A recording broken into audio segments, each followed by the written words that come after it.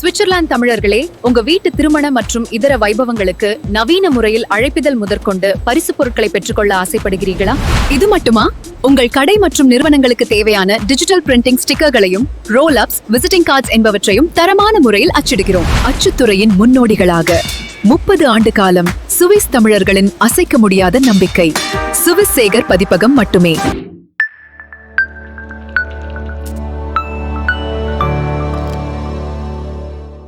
Hi, welcome to Swiss Tamil TV. அன்பான சொந்தங்களை மற்றும் ஒரு தகவல் அறிவோம் எபிசோட்ல சந்திக்கிறதுல ரொம்பவே சந்தோஷம். இன்னைக்கும் ரொம்ப முக்கியமானதுங்க. சுவிட்சர்லாந்துல ஒரு சாதாரண நாளை நினைச்சு பார்த்தா ரொம்பவே பிரமிப்பா இருக்கு இல்லையா? அதிகாலை ரயில்கள்ல வேலைக்கு போற மக்கள், கேஃபே மேசைகள்ல காஃபி அருந்திட்டே லேப்டாப்ல வேலை செஞ்சிட்டு இருக்கிறவங்க, அதே மாதிரி நகரத்தினுடைய பிஸியான அலுவலகங்கள்ல ஓடிக்கொண்டிருக்கிற வாழ்க்கை, இப்படின்னு பலதரப்பட்ட பேருக்கு பலதரப்பட்ட வாழ்க்கை ஒவ்வொரு நாளும் போய்கிட்டே இருக்கும். இந்த கூட்டத்துல ஒரு விஷயம் மாத்திரம் தெளிவாக எல்லாருக்குமே புரியும். ஒரே விஷயம்தான் இருக்கும். அவங்களுடைய கைகள் இருக்கக்கூடிய மொபைல் தானுங்க. அவற்றில் பெரும்பாலானவை ஒரே பதில தான் சொல்லுது, ஐபோன் அப்படின்னு சொல்லி. சமீபத்திய ஆய்வு என்னத்தை எடுத்து காட்டுதுன்னா, சுவிட்சர்லாந்துல பயன்படுத்தக்கூடிய ஸ்மார்ட் போன்கள்லயே பாதிக்கும் கிட்டத்தட்ட ஐபோனா தான் இருக்கு. அதுக்கு அடுத்தபடியா சாம்சங் சொல்றாங்க. அதனுடைய வீதம் 37.2%. ஆனா Xiaomi, Google, Oppo, Huawei, Sony இந்த பிராண்ட் எல்லாம் ரொம்பவே குறைவான சதவீதத்தோட சுவிட்சர்லாந்துல பாவனைகள் இருக்கு. ஏன் இப்படி இருக்கு அப்படின்ற கேள்வி இருக்கு இல்லையா? நிபுணர்கள் என்ன சொல்றாங்கன்னு தெரியுமா? அதிக வருமானம் கொண்ட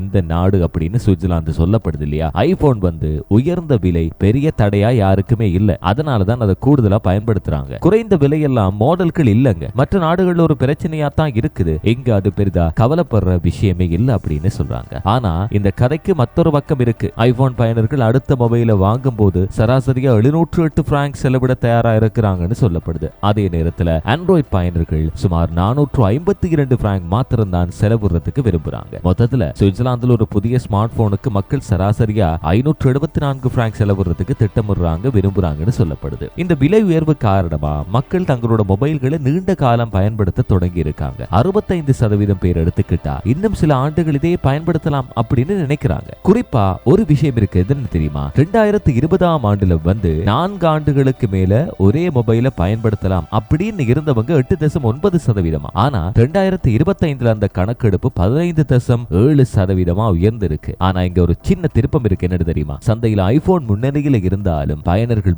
அதனுடைய திருப்தியில பின்னணியில தான் இருக்கு அப்படின்னு சொல்றாங்க. அதாவது பயன்படுத்துறதுல கொஞ்சம் குறைபாடு இருக்கு அப்படின்ற மாதிரி சொல்றாங்க. ஆப்பிள் பயனர்கள்ல 34.1% பேர் மாத்திரம் தான் முழுமையான திருப்திங்க, எந்த குறைபாடும் இல்லைன்னு சொல்றாங்க. ஆனா ஆண்ட்ராய்டு பயனர்கள்ல இந்த விகிதம் எவ்வளவு தெரியுமா? 42.8%. அதாவது ஆப்பிளையும் தாண்டி முழுமையான திருப்தியோட ஆண்ட்ராய்டை பயன்படுத்துறவங்களோட வீதம் கூட அப்படின்னு சொல்லலாம். பேட்டரியினுடைய ஆயுள், கேமரா தரம், சேமிப்பு இடம், இந்த விஷயங்கள்ல தான் அதிகமான குறைகள் முன்வைக்கிறாங்க அதிருப்தியில இருக்கிறவங்க. அதாவது சுவிட்சர்லாந்துல ஐபோன் ஒரு ஸ்டேட்டஸ் சின்னமா தான் இருக்கு. பயனர்களோட மனதுல இன்னும் ஒரு கேள்வி மிஞ்சி இருக்கு. இதற்கு நாங்க அதிக விலை செலுத்துறோம், அது உண்மையில நமக்கு மதிப்பானதானா, சரியான பயனுள்ளதா இருக்கா அப்படி என்ற கேள்விதான் இப்போ எல்லாருக்கிட்டையுமே இருக்கு. மிக முக்கியமாக நீங்க ஐபோன் பிரியரா இல்லைன்னா ஆண்ட்ராய்டு பிரியரா? கமெண்ட்ல உங்களுடைய கருத்தை மறக்காம பதிவிடுங்க. மீண்டும் ஒரு எபிசோட் மூலமா சந்திக்கலாம். பாய்.